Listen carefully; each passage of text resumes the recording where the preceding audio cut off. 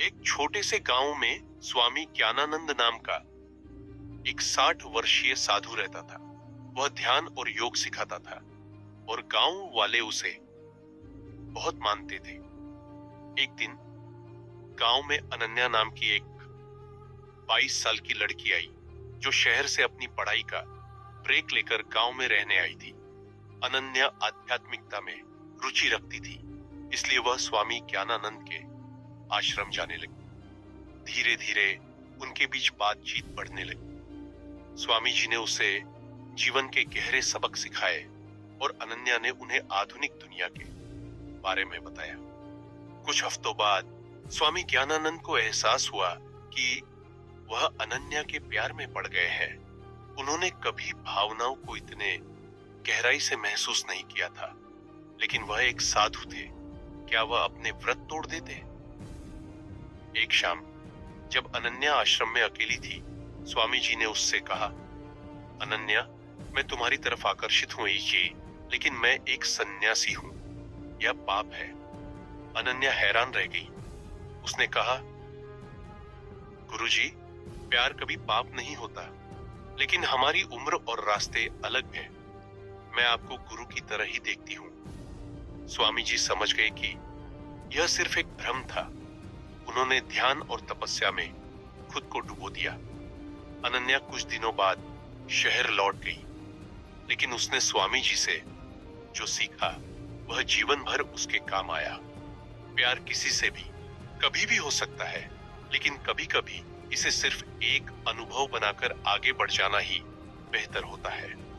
कुछ महीनों बाद अनन्या शहर लौट गई, लेकिन स्वामी ज्ञानानंद का मन अशांत रहने लगा। वह ध्यान में बैठते, पर मन अनन्या की यादों में खो जाता। गांव वालों ने भी उनके व्यवहार में बदलाव महसूस किया। वह कम बोलने लगे, ज्यादातर अकेले रहते।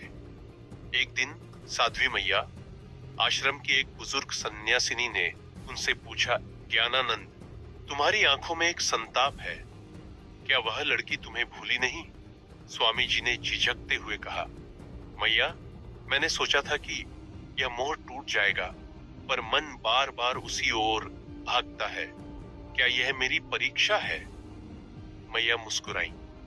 प्रेम अगर सच्चा हो तो वह बंधन नहीं बनता, लेकिन तुम्हारा मन क्या चाहता है, उस लड़की का साथ या शांति? इसी बीच अनन्या शहर में अपनी पढ़ाई पूरी करके वापस गांव आई। उसने सुना कि स्वामी जी उदास रहते हैं।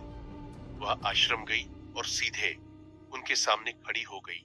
गुरुजी, मैं जानती हूं कि मेरी वजह से आपके मन में संघर्ष है, लेकिन मैं आपसे एक सवाल पूछना चाहती हूँ। क्या आप सच में मुझसे प्यार करते हैं या सिर्फ मेरी यादों से चिपके हुए हैं? स्वामी जी ने गहरी सांस ली।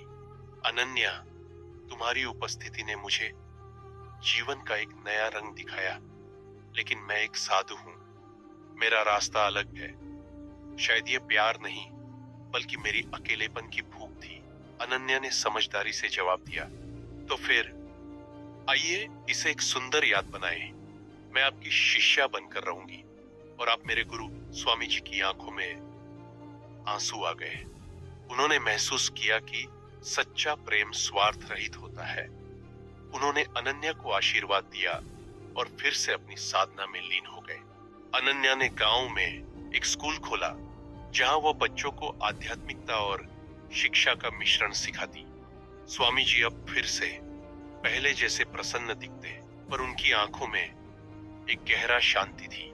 यह जानकर कि कभी कभी प्यार का सबसे बड़ा रूप छोड़ देना भी होता है।